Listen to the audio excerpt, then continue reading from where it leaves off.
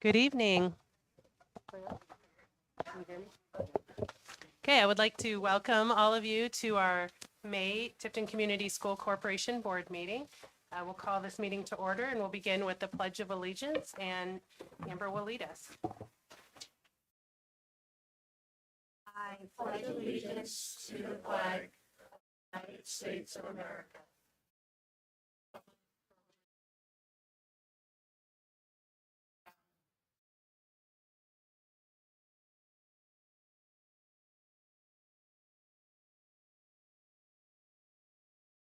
Growing and empowered students who are prepared for a lifetime of opportunity and success.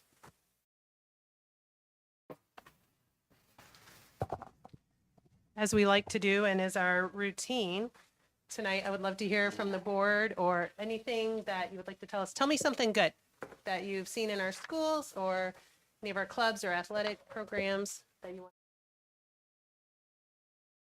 I have loved watching our facilities take shape as the grass grows and we get new signage and the new blue. It's really great to see our facility look so nice from a curb appeal standpoint. Knowing all of the changes that are taking place through middle school right now and the high school, just watching that take shape and the excitement. So that's what I'd like to celebrate.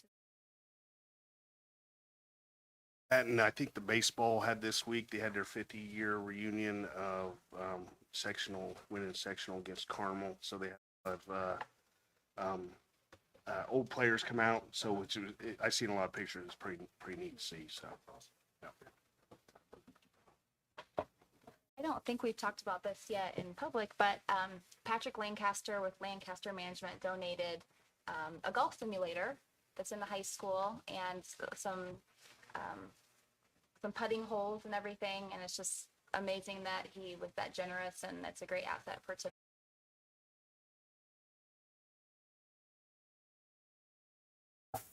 To kind of talk a little bit about that, there'll be a press release probably in the next couple of weeks about that. We were waiting to get all the signage up. Appreciate you bringing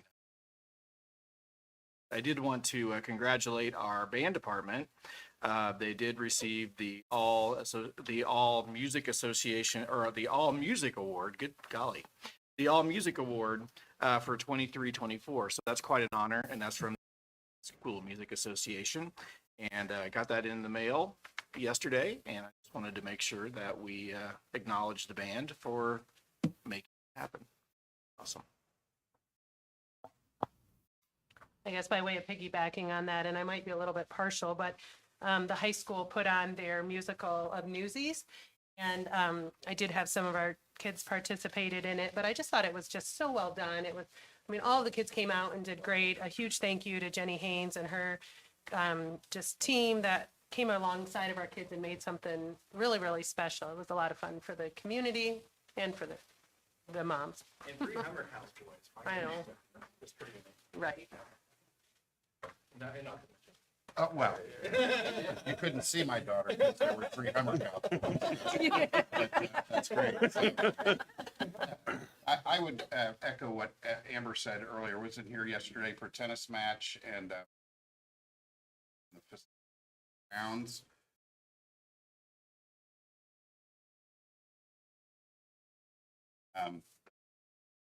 Evergreens, I was convinced that roared back to life, and it's just the whole campus and the facilities and all that looks really.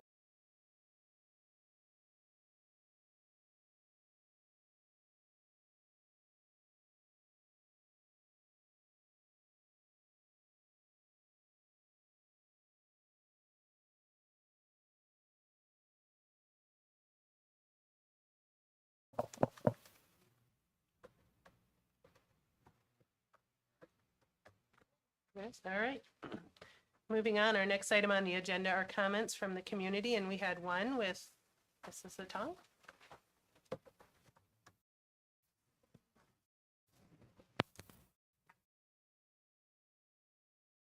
I signed up to speak about the MOU that you're considering for tonight. And first, I just want to thank Mr. Leach personally because I know I can have a lot of feedback and questions at times, and I just appreciate the dialogue. Very much, I appreciate that. Regarding the MOU, I just feel, you know,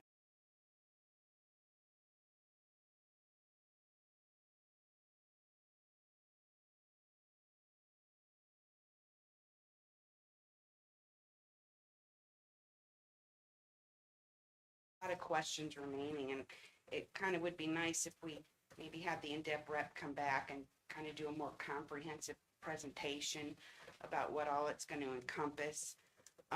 Because first of all, as many as you know, in my previous life, I was a nurse, so it's not. I'm wholeheartedly a staunch supporter of that, in any means. I go back and forth between the discipline and kids at this age and what, are we giving them another avenue to like not enforce discipline? I just think we need a little bit more discipline as far as giving them another avenue to just sit in a class and check a box kind of thing.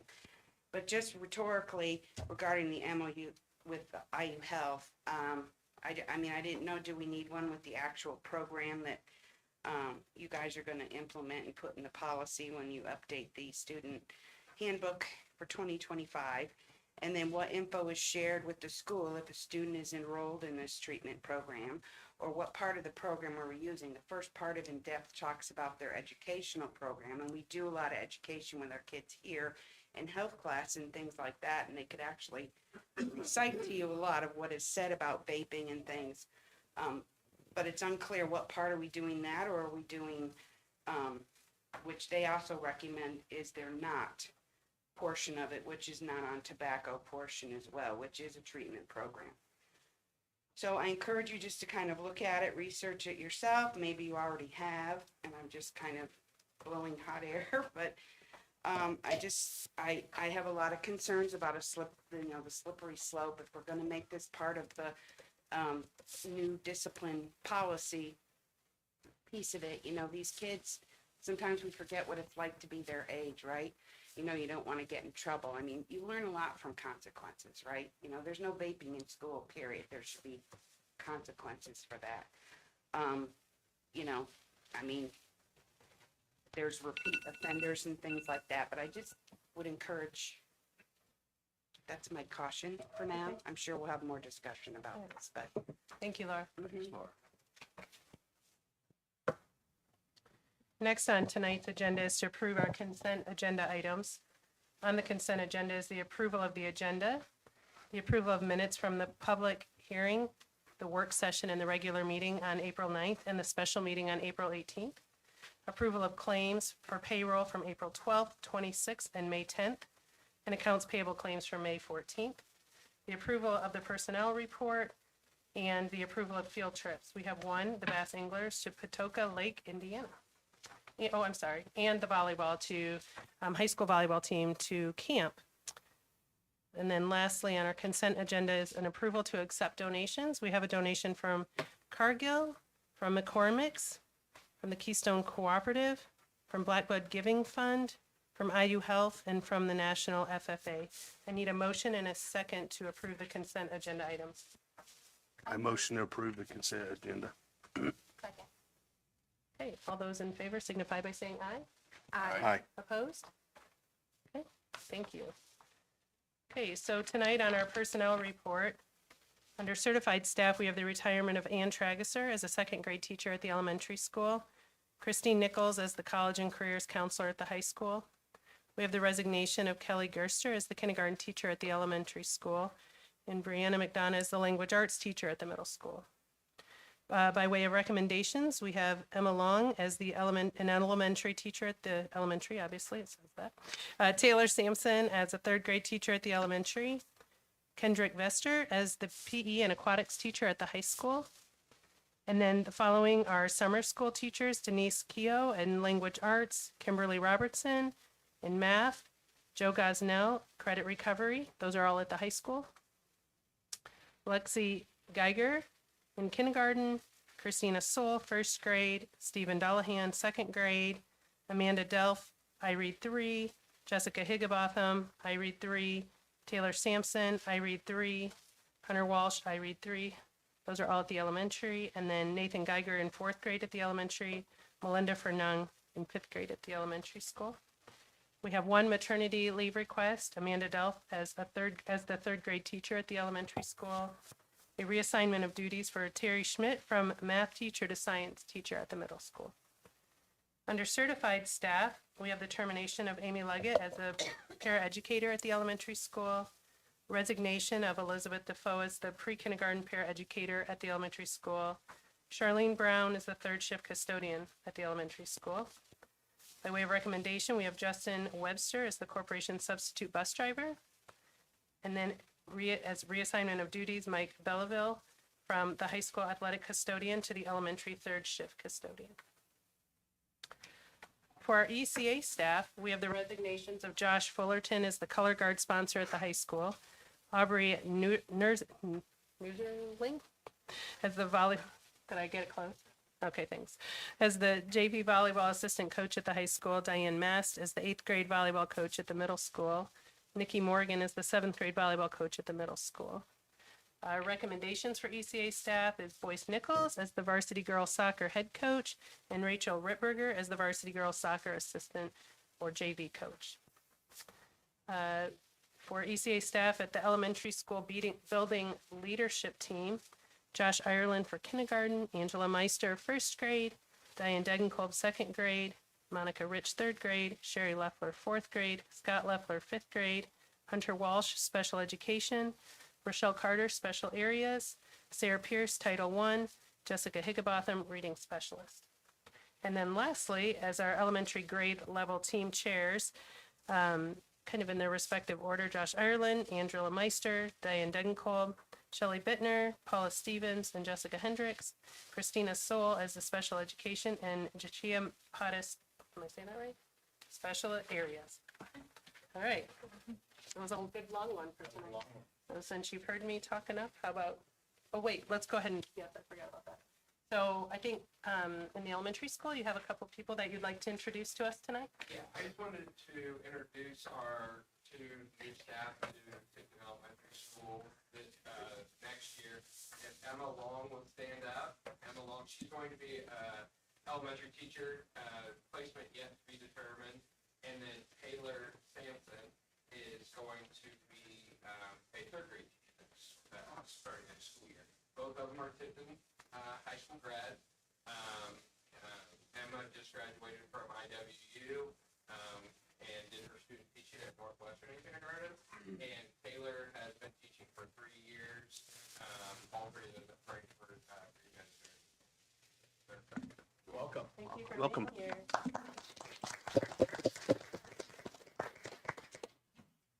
I need to introduce Kendrick Bester. He'll be taking over for PE aquatics position at the high school with Mr. Thompson. Leaving. I'll say in our conversations with Mr. Bester, he's going to be a perfect fit for what we want to do in that department, and looking forward to that. And then he'll take over the swimming responsibilities as well. He's at Oak Hill right now, runs a lot of those programs quite successfully now. And we're looking forward to him joining our team here. Thank you. Welcome. Now it's your turn. Superintendent's report. And also there's one more. I'm so sorry. I'm sorry. Yes, yes, Boys yes, Nichols will be yes, taking over. yes. Thank you. Real soccer. Sorry. Yeah. Take over the girls' varsity soccer position, so Yes. thank you, welcome. Thank you all for coming, that's great. Thank you.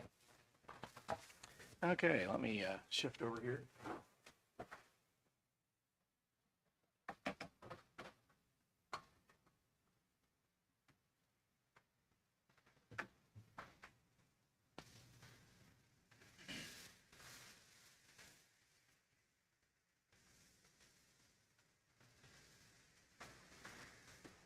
Go this way. Everybody's so quiet.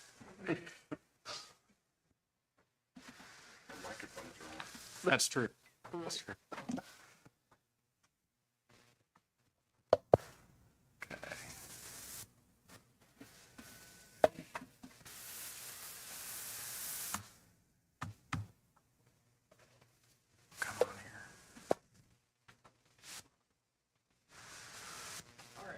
Here we go. Okay, first we're going to talk a little bit about just some summer projects that we're looking to do. We will ask for you to approve those a little bit later in the meeting.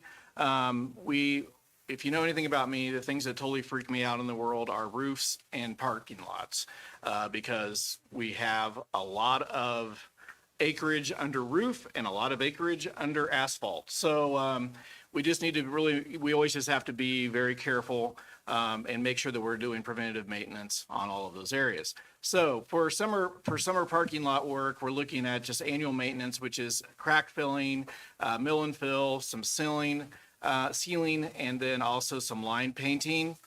Essentially in the areas around the building that we're looking to mill and fill, and obviously we will end up doing a few more because we always seem to find another 2 or 3 when they come.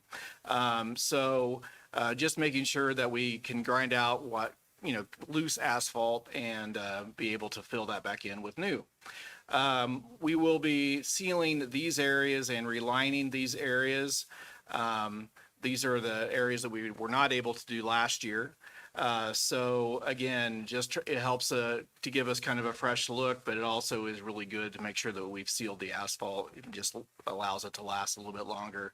And then we do have, this is not in this picture, but we do have a couple of areas in the football stadium that we're going to go ahead and seal as well. We did solicit 3 bids for this. We had 2 respond. The successful bidder was Howard Companies, and for $79,000. And you can kind of see essentially how all that breaks out. Okay, the other part that we're trying to do here is replacing ceiling grid and ceiling. Last fall, when the health department came in, some of the grid is a little rusted, and they would like for us to replace that. And so we're just going to go ahead and replace the ceiling and the lights and the grid, and that actually paid through cafeteria funds at a cost of $36,000. And so it also will be replacing lights, so it'll have a little bit more of a look at the rest of our building, and also upgrading to LED lights. Area 2 is the breezeway that it goes between the middle school and the auditorium swim area. That just kind of needs to be replaced. Those ceiling tiles are looking pretty sad. So we're going to go ahead and upgrade those areas, as well as the under the balcony in the auditorium. Our color guard occasionally likes to go in there and do some practicing, and I think they've hit the ceiling a few times with their equipment. So anyway, those things happen. But anyway, so those are 2 areas or 3 areas that we're looking at as far as replacing ceiling and ceiling grid. The other thing that we're really excited about is the exterior door management system. Currently, we have a system that takes care of 2, it's actually 2 systems, one for the elementary, middle, and one for the high school. And it primarily uses key fobs, and it's kind of server based. This does limit on what we can do exactly with maintaining upgrades and making sure that the system is really functioning as well as it should. So we are looking at purchasing a new system, one that would be more cloud-based. You can actually access the doors with your smartphone. It allows for temporary access. It also allows us to secure the entire campus. So if we ever need to do a lockdown, literally it's just a push of a button and all the doors will lock. Right, we can still do that now. It's just a little cumbersome. And so this new system, which we've allocated some ESSER funds, kind of our remaining ESSER funds to pay for, would take care of most of this cost. We received 4 bids. We're actually waiting on the 4th bid. Probably going to get it on Friday. I just would ask if the board would be willing to give me approval to accept the lowest, most responsive bid I've shared the other 3 bids with you all so you can kind of get an idea of the ballpark we're talking about.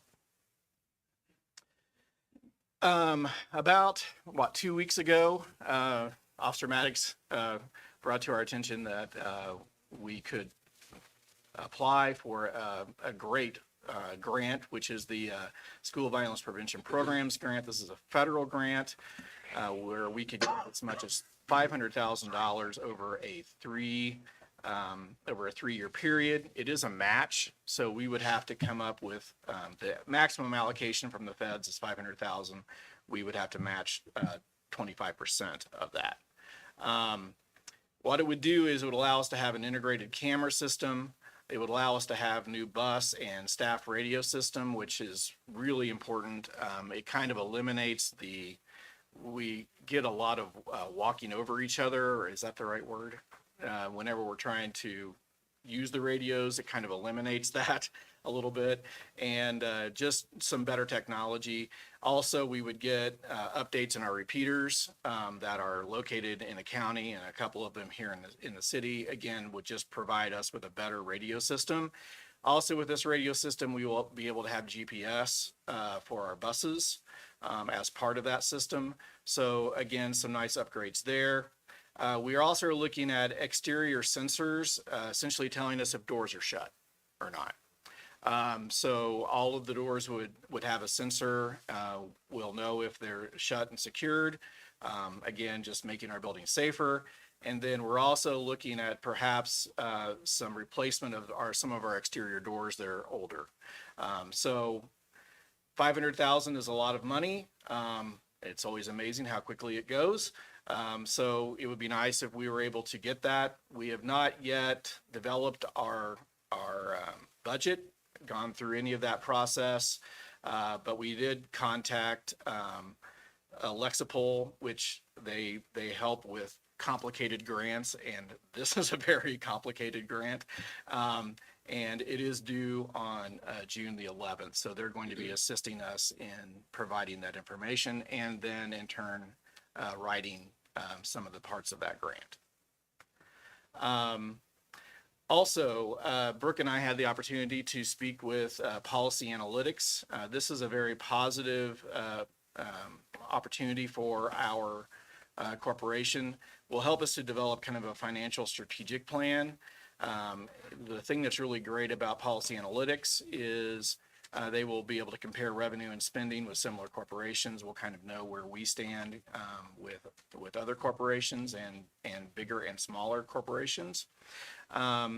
They do some operations, debt service projections, really focused on keeping a stable tax rate, which I'm very proud of the fact that we've been able to do these nice improvements in maintaining our tax rate. So that's a great thing, and we want to be able to continue to do that. And then also looking at education fund projections. And basically what they do with that is they kind of look at the state average on, areas that we are spending our dollars. And again, it's not that we have to be like every other school. It just kind of gives us an idea of how we are spending our dollars versus how others are spending their dollars. And you're going to be benefiting from a lot of reports from this. And I feel like that it's going to be some good information to share with you as a board.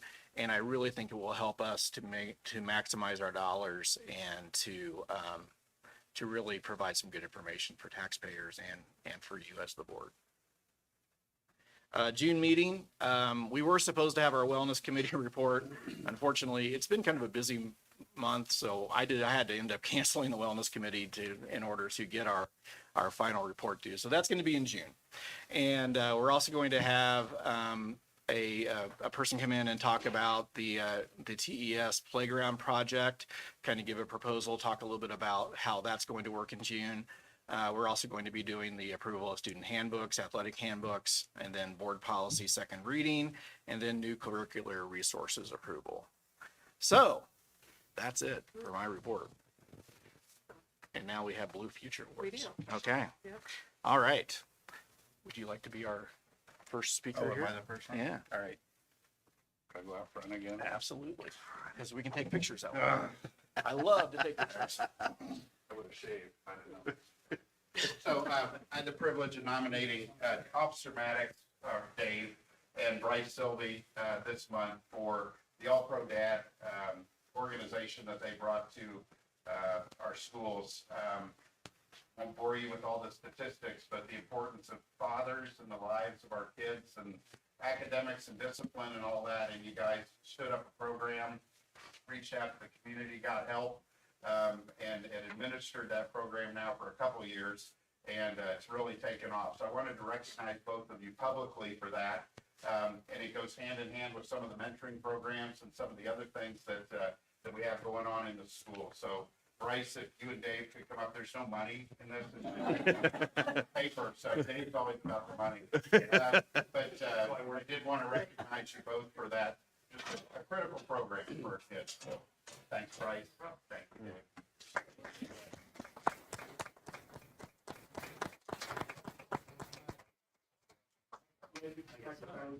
All right. Take it. 1, 2, 3. All right. Very good. Thanks, Bryce. No, I'm not.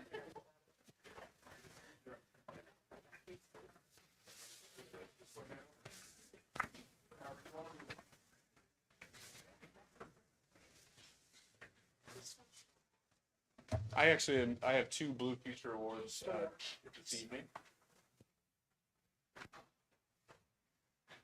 Actually, let's go over here. Yeah.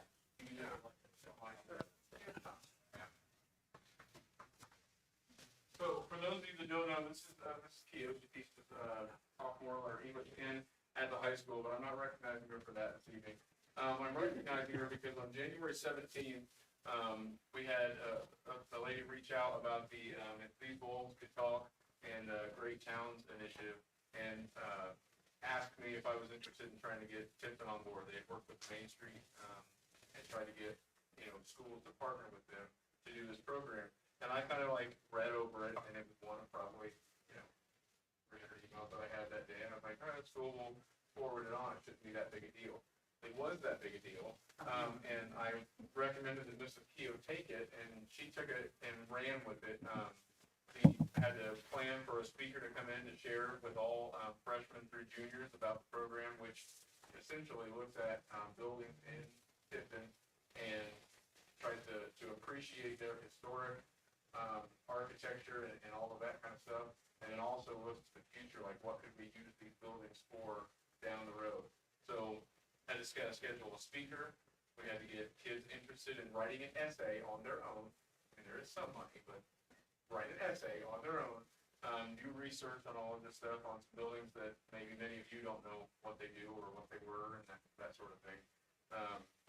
And then plan a field trip for them to go see all of those buildings so they could think about how that idea could come to life. And then now we're at the stage where we had 8 that were interested, 7 that submitted essays. Those will now get bigger rubrics as well to grade them. But then one person will win that, and then be able to move on and make a video about these buildings and these ones to talk. So 3 buildings. Oh, yes. And then in October, so winning video will be, we'll have a community viewing, and everyone in town will be invited to come and see the videos and see how our students recognize our history and see our future. So it was a great way to connect the kids to our own camp right here and the things that we have here. So I wanted to recognize Mrs. Q because she picked up the ball and ran with it. And in terms of Blue Future, I mean, we're taking kids now, making something, them appreciate the history of our town and then wanting to make it better. So thank you, Mrs. Q.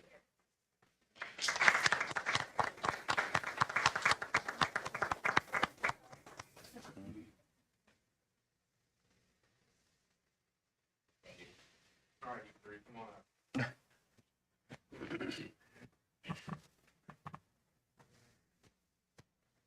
So my next Blue Future Award goes to the motorsports team. So Parker was our driver this year, and I'll give you a little background on that here in a minute. And then Greg was one of the team members and did a lot with programming and a whole bunch of stuff, right? And then Mr. Case is our sponsor for that program. So a little bit of background. Last year was kind of the first year that we got into this kind of thing. Dr. Glaze kind of brought it up, was like, hey, this would be a neat opportunity for kids. So we hooked it up, we got the car, these guys built it from the ground up. I think we presented a little bit on that at board meetings before. But I think the trajectory of what these guys have done over 2 years is pretty impressive. Last year, 11th at the EV Grand Prix race. They come back, they start tinkering with stuff, and we have the battery set at, legal voltage, and then we fixed it before we qualified, and it was set at 48 volts. We have all sorts of maps that we created ourselves. Other teams went up, they give them our maps, that huge teams with multiple cards that we beat laps in the race. so we go from 11th and as a first year, and then they finish third at this year. And I think we had a real opportunity to get the job done and take home some hardware, some bigger hardware. We got hardware for third place as well. So I wanted to recognize these guys because they've really taken ownership of it. They're out doing the fundraising stuff to help pay for parts, maintenance, pieces for the car, if something breaks, a little bit. And we need to do with Parker driving. And then they've also included Mr. Robertson with the trying not to be the driver and all that kind of stuff. So it's a great program. They're doing an outstanding job. So they and get the notice for the club.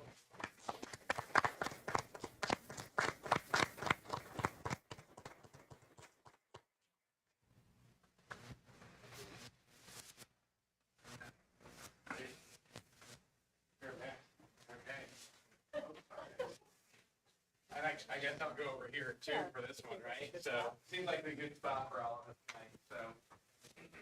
I'm our last Blue Future presenter tonight, and I actually only have half of my team who's supposed to be here. Unfortunately, my special education teachers at TMS were unable to make it tonight either due to illness or due to family obligations that they had. But I still have half of my team here, and I wanted to make sure that I honored this evening our TMS Special Education Department. So just putting faces to names, although one of these people has actually already been honored for Blue Future, so this is Mrs. Stone right here. But we also have Jody Henninger and Martha Burris who are here this evening. So I wrote down what I was going to say, so pardon me for reading, but don't worry, I'll read it with my trademark enthusiasm.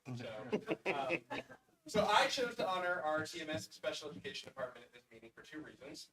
First, we just finished testing.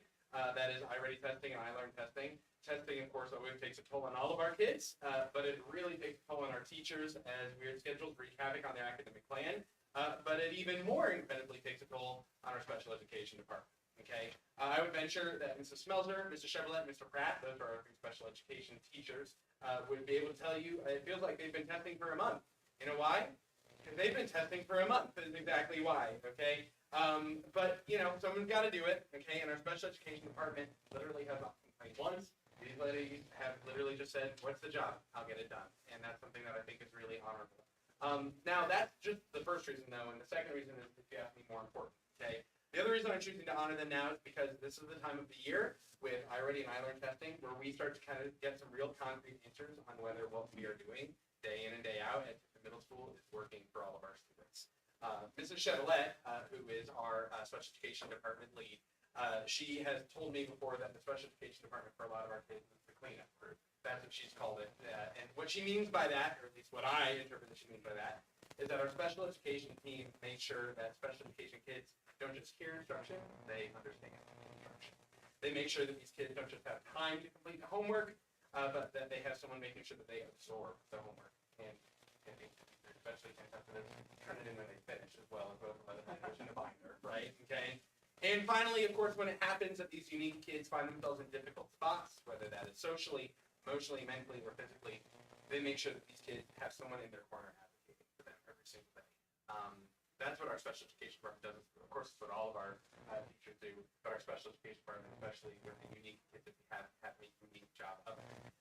I say that, you know, this is the time of year where we start to get results on what's going on there. I'll keep this last point short. We just recently took our iReady diagnostic testing. We use that to analyze whether our programs are meeting our kids' needs, and I'm happy to report that thanks largely in part, not only to the work of these three wonderful ladies here for our special education department, but our special education teachers as well. Our special education kids show growth beyond our general education population, really accelerating our kids. So, this team does great work. I'm very, very proud of them, and I'm really grateful for the future that they are showing our kids, that they're helping secure for our kids as well. So, I'd love to present them. Mrs.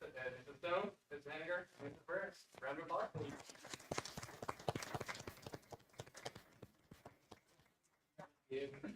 Mauser, and you can say that I said some very wonderful things today, right? Okay, so there we go. Okay. And there you go. There's your Missy. There's your Martha. There's Jody. So quick picture for next place. That's okay. Okay. All right. Thank you.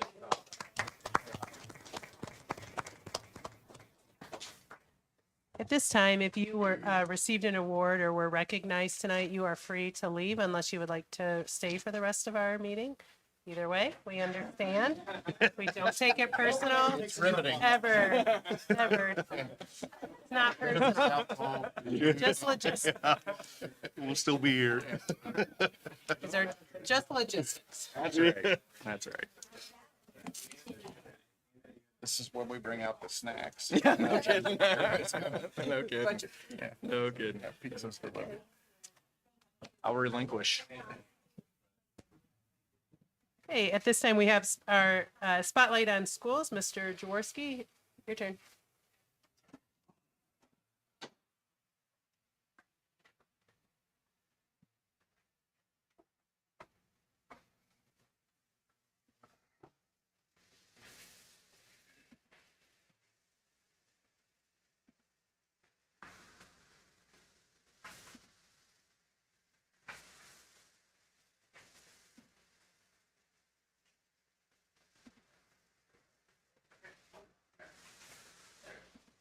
Good evening. Sure, it's on. I wanted to kind of share a little bit of data that we got coming in. Obviously, like Mr. Ayers alluded to, this is testing season, and with testing, there's a lot of data that comes in, and so that's starting to roll in. We've got iLearn, iReady data that's coming in. iRead data we are not allowed to share that until the state gives us permission on that. However, we have received SAT data. SATs were taken back in March at our high school. That is a required assessment for all of our juniors in Tipton High School and across the state. So again, that's the data we're going to talk about today. So a few things just before we get kickstarted here. 4 steps in how we're going to break down the data. First, take a look at the overall performance compared to state average, and in this case, national average. Which is where we typically draw academic goals from. Again, data in a vacuum is meaningless, so we always have to have something to compare to. Those are the 2 pieces of data we have on hand to compare. When applicable and available, we'll see how our scores, again, compare to the past. We'll share some of the big takeaways from each set of data, and then I'll share plans of how we're going to address that data through either professional development or other structural changes. So before I get too far into this, I do want to make a special note, as I do each year that we talk about data, particularly with the SAT, is the SAT is an overall academic measure of school performance that was never its purpose, right? The way that it's being currently used at a state level of requirement of all juniors to take it was not the intent when the SAT was put together. College Board states the SAT is intended to measure literacy, numeracy, and writing skills that are needed for academic success in college. They state the SAT assesses how well test takers analyze and solve problems, skills they learned in school that they'll need in college. Yeah, it is essentially a college readiness assessment. And while we're acutely aware of this data, we believe in preparing for students for more than just a college readiness assessment. While post-secondary education may be a pathway for the majority of our students, many of our students are looking to enter the workforce or military services directly out of high school. So, for example, I did a little research earlier this week. 49% of our students in last year's graduating class indicated they are attending a 4-year college or university. 17% are attending a 2-year college or trade school. 33% are entering the workforce directly, and 1 student indicated other. So again, our students are offered experiences that and demonstrate mastery in areas that the SEC doesn't directly assess. Tipton High School students can currently earn over 30 different types of certifications, including automotive technician, veterinary science, precision machining, child development, OSHA 10 and 30, and over 20 different dual credit courses. So as we review this SAT data, I preface it just to say I want to keep all these scores in perspective. That is not to say that these scores are bad by any means. That is simply to keep everything in perspective as we talk about test scores. So when you look at this one, this is from 2022. This is the first year that the SAT was a required assessment for all juniors in Indiana. Again, in the blue columns, you can see that's Tipton. Yellow is the state, and red columns are the nation. The far left group is the percent of students who met both benchmarks in both math and English reading and writing. The one left of that, or to the right of that, is percent meeting that English reading and writing alone. The third set of columns is the percent math, and the last column is the percent of students who didn't meet either benchmark. Okay, so you can kind of see from there, we're hovering around state average. I mean, yeah, I could sit there and, you know, cut apart, you know, percentages and parts of percentages. Overall, we're very consistent back to with the state average and national average. Fast forward a few years, give us a couple years to kind of play the game, so to speak. Here we've kind of surpassed that state average in all of our categories, including fewer students passing neither the English reading, writing, nor the math. Two things that jumped out to me the most. One, we've significantly lower percentage of students passing the neither math nor English reading, writing by both the state and the nation. That's around 7% below that. That's great. The English reading, writing results, again, while slightly above average, jumped significantly above the average this year. And then finally, while our math results stayed pretty consistent, the state and national averages both dropped, which to me is a measure of its own type of success. While other schools in the state and country are dropping, we at least maintain where we were at. So again, just a couple of things to note there. If you I had fun on my laptop here earlier, just going back and forth. You can see the big jump between where we were in 22 to where we were in 24 in those two different categories. So again, pretty exciting there. You can look at the, if you're not interested in flipping back and forth between your slides, you can just take a look at how TCSC did historically on this one individual graph. Again, gray was 2022, blue is 2023, and green is 2024.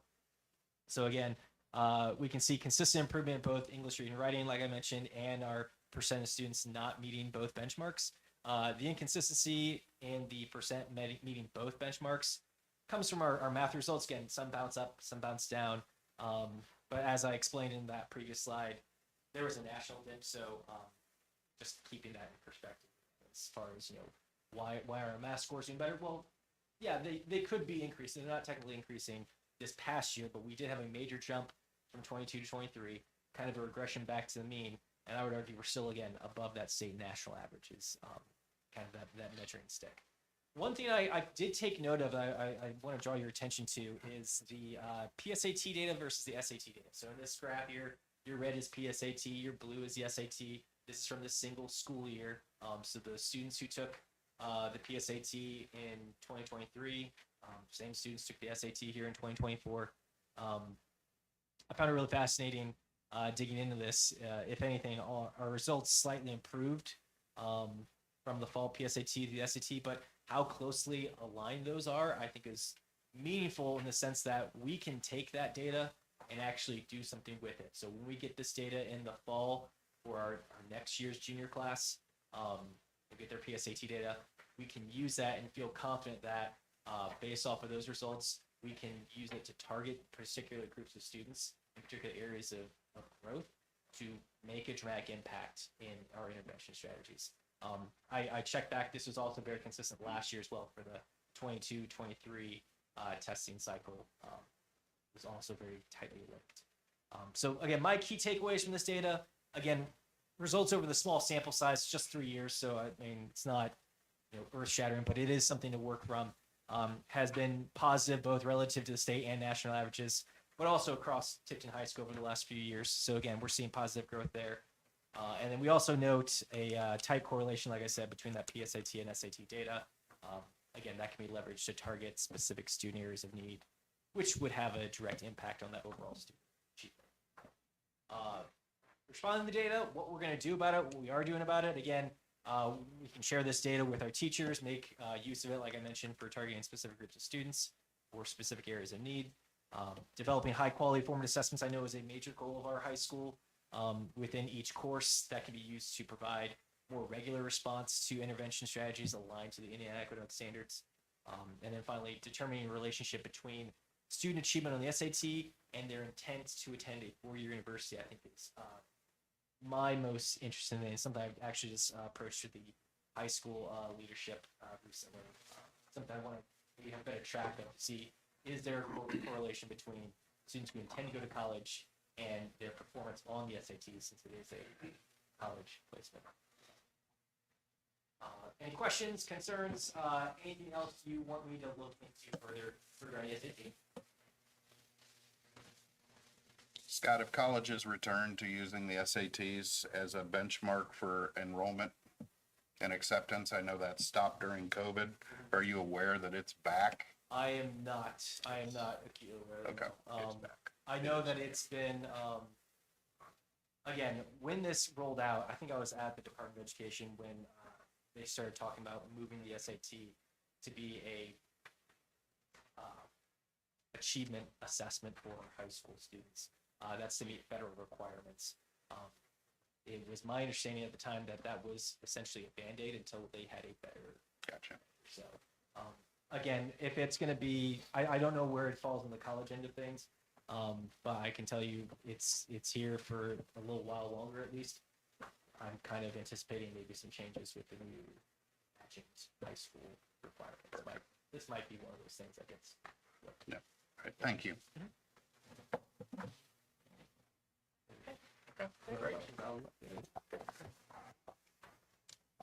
Thank you, Mr. Jaworski. Next in your packet, you had department reports. Were there any questions? There's no question, but I did want to congratulate the food service folks. There was a blurb in there about a surprise inspection from the Department of Health, and they crushed it. I think they had 3 minor infractions that were all resolved by the time they left. So if anybody's ever worked in food service, that's a great report to get. So congratulations on that successful gauntlet with the Department of Health that you ran through. So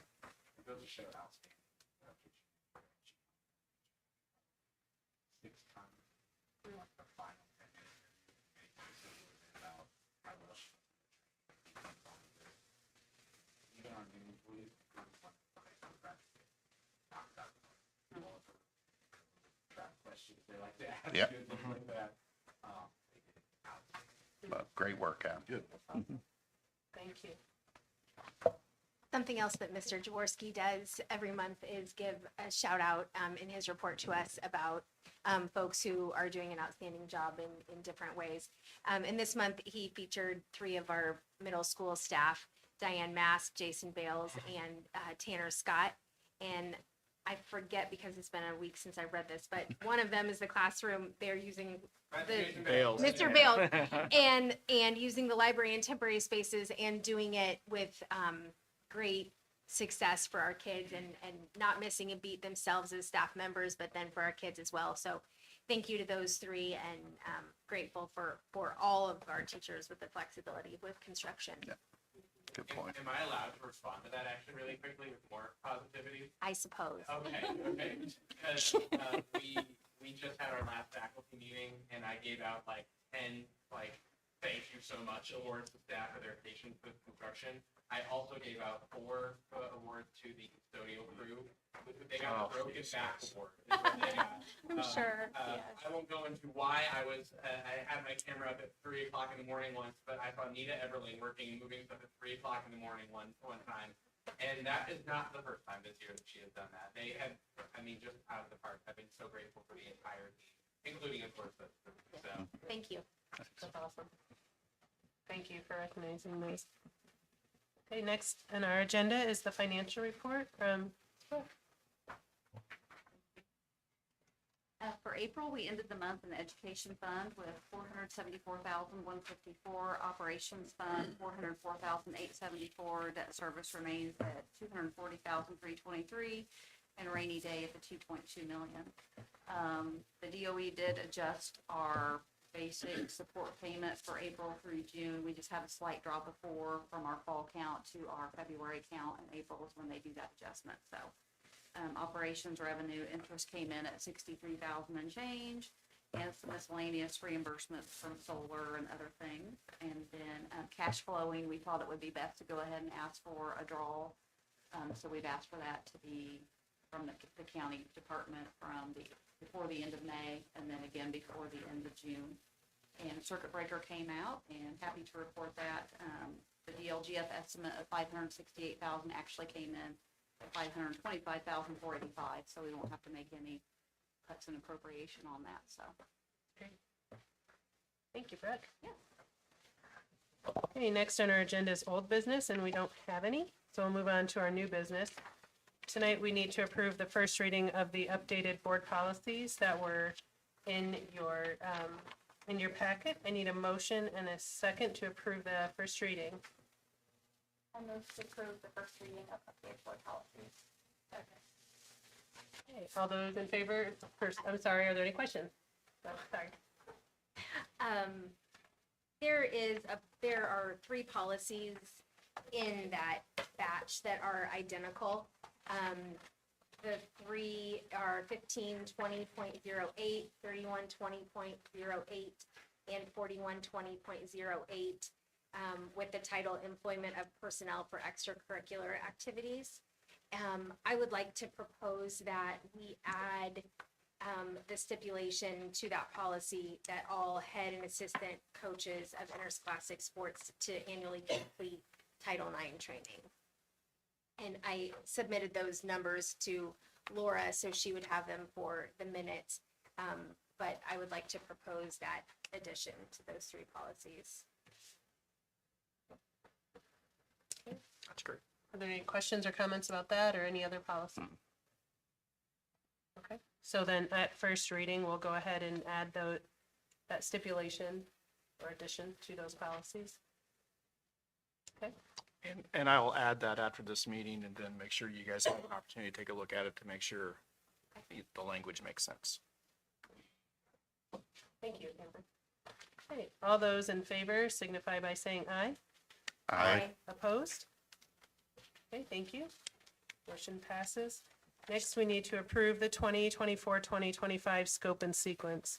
In accordance with policy 2510, the superintendent shall implement administrative guidelines for the selection of curricular materials that include effective consultations with an advisory committee of parents and professional staff members at all appropriate levels. All currently used curricular materials are included with the scope and sequence documents shared with the board on April 26. The approval of the scope and sequence documents shall satisfy the school board's oversight of curricular materials for all Tipton Community School Corporation students. All scope and sequence documents will be updated and uploaded to the corporation website upon approval. Concerned parents or patrons may complete the curricular materials reconsideration form if they deem materials inappropriate to begin the review process. We are requesting approval of these documents as written. Before we approve, I just would like to say a huge thank you to Mr. Jaworski and anyone else who was involved in collecting all of this information. It's quite extensive. I will pass that thanks on to our staff. That is a major ask, something that we haven't ever done before. And I'm sure I was not the most popular person asking for that. But no, that all the work is done by our staff. They did a wonderful job, and I'm really happy with what we have. Thank you. So I need a motion and a second to approve the scope and sequence. I move to approve the 2024-2025 scope and sequence as written in our packet. Second. Okay, does anyone have any questions or comments? Okay. All those in favor of approving signify by saying aye. Aye. Opposed? Okay, the motion passes. Next, we will approve our staff handbooks.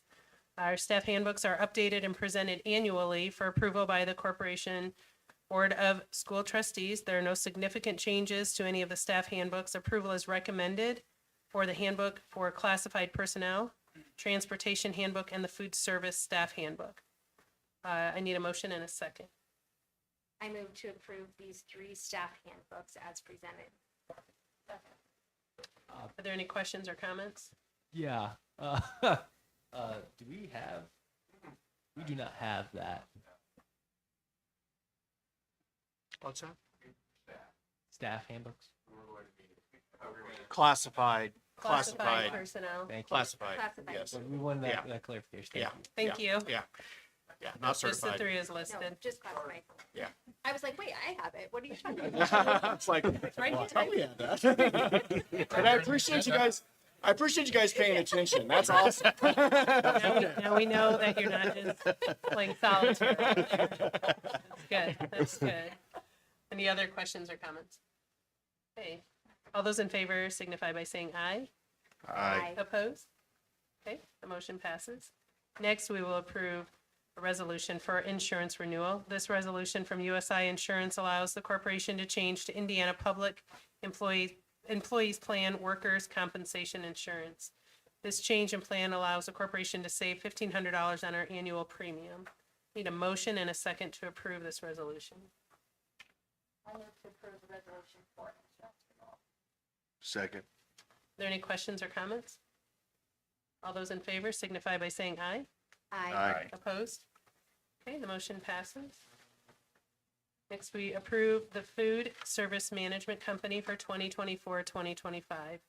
In February, the Board of School Trustees approved a request for proposals for food service management companies.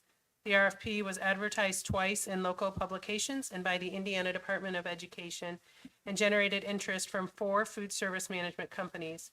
Corporation received 2 bids on May 1st at 1 o'clock, one from Quest and the other from Aramark. Both bids were scored using our state-approved rubric with Aramark as the successful bidder. It is recommended that we accept the bid from Aramark for food service management at Tipton Community School Corporation for the 2024-2025 school year. Need a motion and a second to approve our food service management company. I move to approve our Aramark for the Food Service Management Company for 2024-2025. Second that. Okay, are there any questions or comments? Okay, all those in favor signify by saying aye. Aye. Opposed? Okay, the motion passes. Okay, next we're going to approve our summer maintenance projects, which we had a little bit of a presentation earlier on. We solicited bids for parking lot maintenance, ceiling, grid, and light fixture replacement, and exterior door management systems. For each project, 3 bids were solicited. We had 2 companies respond for parking lot maintenance. Howard Companies had the successful bid of $79,000. 3 companies responded to ceiling, grid, and light fixture replacement in the elementary and middle school kitchen, the condition mentioned but not a violation in our last health department inspection. R.L. Turner had the successful bid at $36,575. We will use cafeteria funds to pay for the ceiling replacement. 4 companies responded to replace our exterior door management system. Our current system is server-based with 2 separate systems. We want a cloud-based solution that can operate the entire campus. We've allocated remaining ESSER 3 funds of $55,000 to purchase this system. We likely need to use some operation fund dollars for the entire system. We have yet to receive the 4th bid. Dr. Glaze seeks permission to accept the lowest, most responsive bid on the behalf of the board. The 3 other exterior door bids are in your packet. I need a motion and a second to approve the summer maintenance projects as proposed. I move to approve the summer maintenance project as proposed. Are there any questions? What does it mean that we're using cafeteria funds? Is that, what does that mean? I'm gonna let Adam explain that. So, your national school lunch, your food service account, is an 800 account federal funded program, and, as such, it's a. So essentially, you're short, you're short, that she's obviously where food service wants to repair a floor in an area that they use repeatedly and they can't because where it's half used by, the gym and half split it, they have each things like that. So very, very from. So anything related to the staff, the operations program. So when you utilize this program, that those funds in a fiscally responsible manner, we should, obviously. Okay. So, since we run a surplus, So that's just federal dollars that come to us based on our, no, I'm sorry. It's part of the lunch account, so we're self-sustaining. we make money, it goes to the account that money has to go. And reimbursements from the state, I should say. Okay. So, but it's kind of just a bunch of account. So anytime you get money from the state, we'll cash it. It's all that one account. So when you need to be repaired, come out of operation forward. If it's food service. Okay.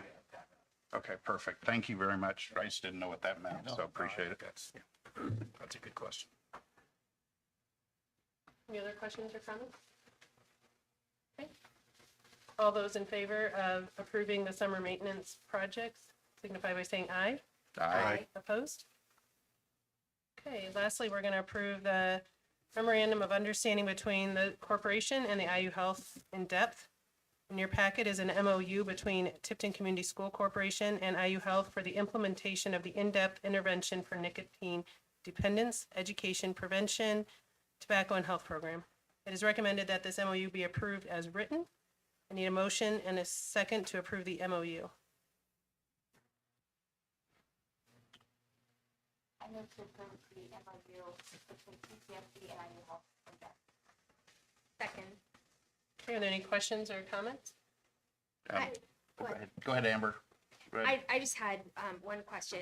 I missed the presentation and I tried to listen to it and it was a little garbled in places. So forgive me if this is a redundant question, guys.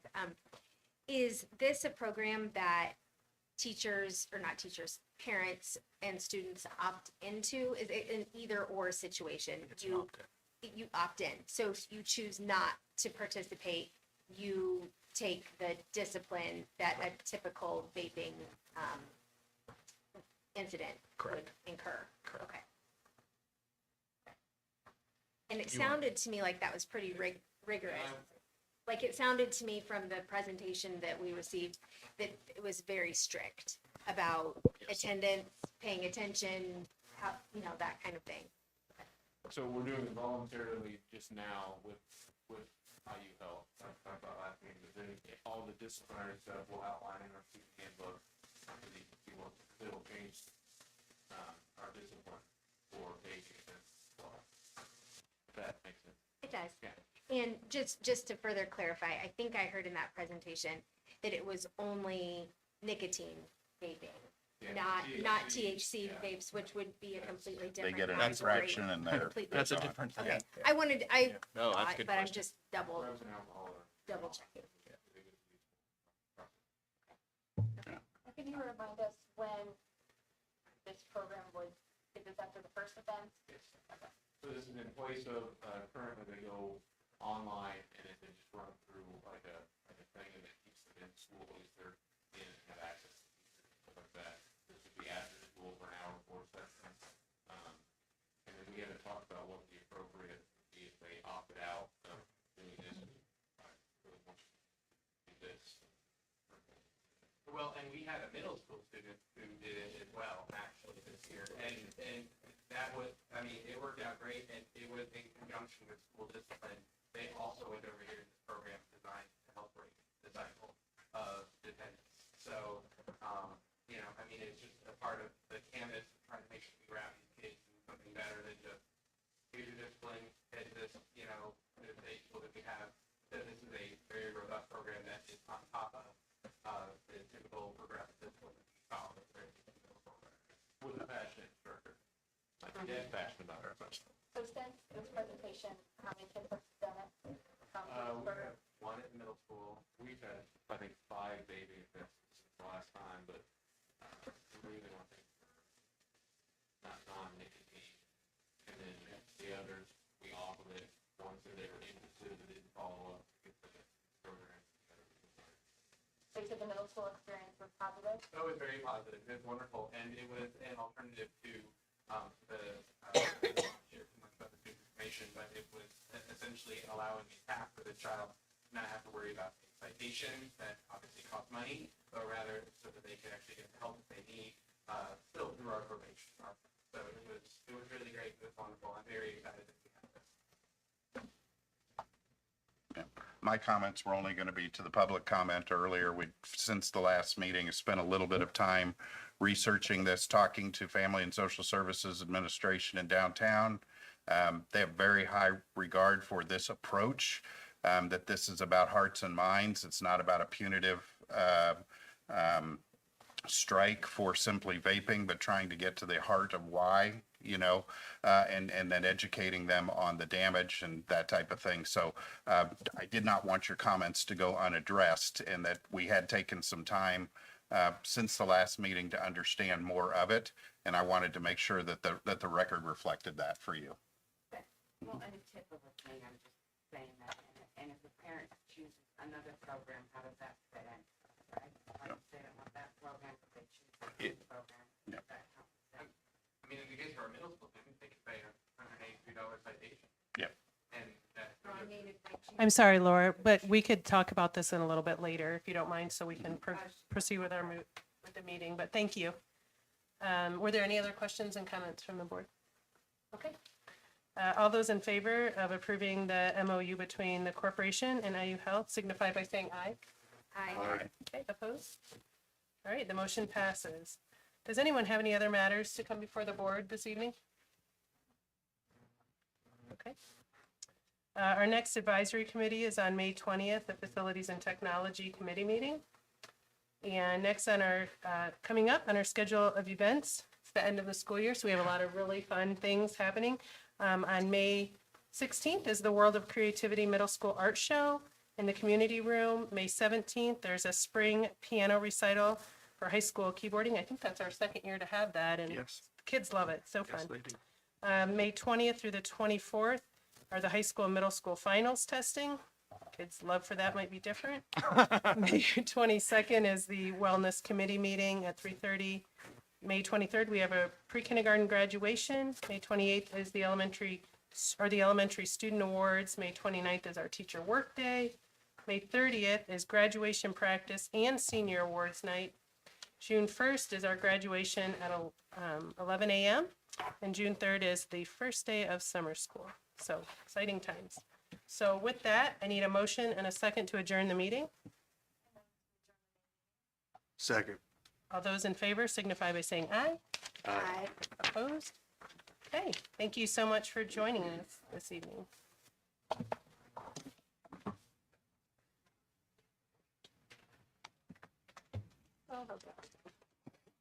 That's all right.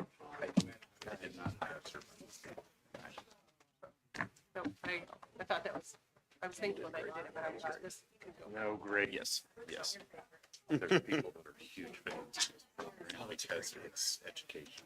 Yeah, and that's what has to happen. Yes. Yeah. Obviously. Hi. Can't tell you. Thank you very much.